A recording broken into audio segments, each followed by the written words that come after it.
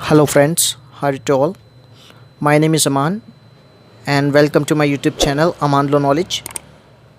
And today we will discuss Indian Contract Act 1872 case law Balfour versus Balfour. It is related to legal intention in contract. So let's start the video. So friends, Balfour versus Balfour. It is based on legal intention in contract, which means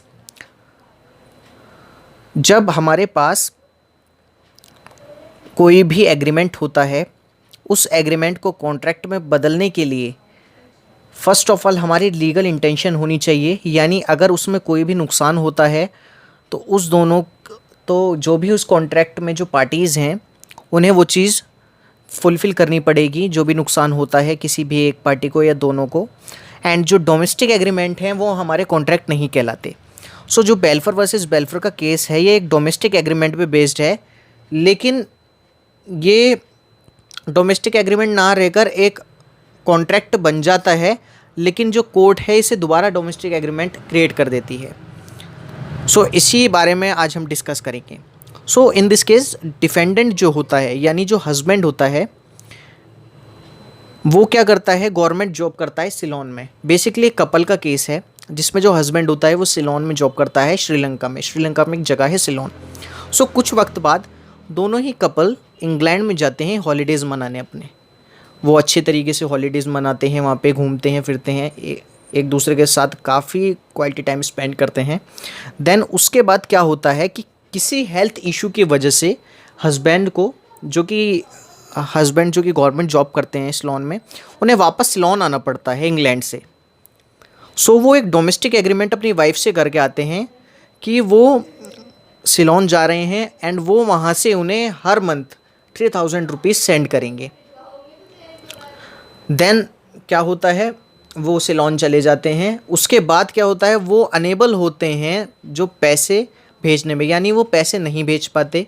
कुछ वक्त वो भेजते हैं, कुछ time तक वो भेजते हैं, उसके बाद वो नहीं भेज पाते किसी भी रीज़न्स की वजह से। सो उनकी वाइफ क्या करती हैं, उन्हें सू कर देती हैं और कहती हैं कि हमारा एक कॉन्ट्रैक्ट हुआ था, हमारा एक एग्रीमेंट था जिसमें कि हमने डिसाइड करा था कि तुम मुझे हर मंथ 3000 रुपीज़ दोगे, लेकिन तुम नहीं दे पा रहे हो। सो उसी की वजह से उन्होंने एक सू करा, कोर्ट में केस फाइल करा। लेकिन कोर्ट ने इस केस में क्या कहा कि ये एक डोमेस्टिक एग्रीमेंट है, ये कोई लीगल इंटेंशन नहीं थी जब ये कॉन्ट्रैक्ट फॉर्म किया गया।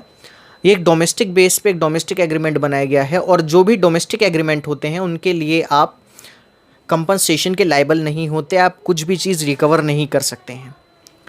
सो फ्रेंड्स, ये था हमारा बेल्फोर वर्सेस बेल्फोर का केस। बहुत इंपॉर्टेंट केस है। एंड अगर आप ज़्यादा जानना चाहते हैं इंडियन कॉन्ट्रैक्ट एक्ट के बारे में, या आप अगर इसकी क्लासेस लेना चाहते हैं, तो हमारे यहाँ पर्सनल क्लासेस भी अवेलेबल हैं। अमान लॉ नॉलेज नाम से मेरा चैनल है, एंड आप वहाँ जाकर डिस्क्रिप्शन बॉक्स में से भी आप मेरा नंबर ले सकते हैं, कॉन्टैक्ट नंबर। आप उस पर कॉन्टैक्ट करें मुझे, एंड पर्सनल क्लासेस के बारे में मैं आपको अगर आप पर्सनल क्लासेस लेना चाहते हैं सो आप मुझे कांटेक्ट कर सकते हैं।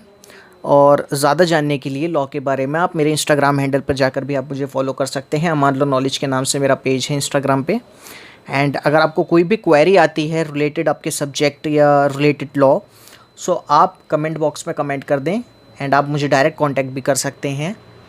डिस्क्रिप्शन बॉक्स में मेरा नंबर आपको अवेलेबल हो जाएगा। सो फ्रेंड्स, आई होप आपको वीडियो समझ आई होगी, एंड थैंक यू फ्रेंड्स।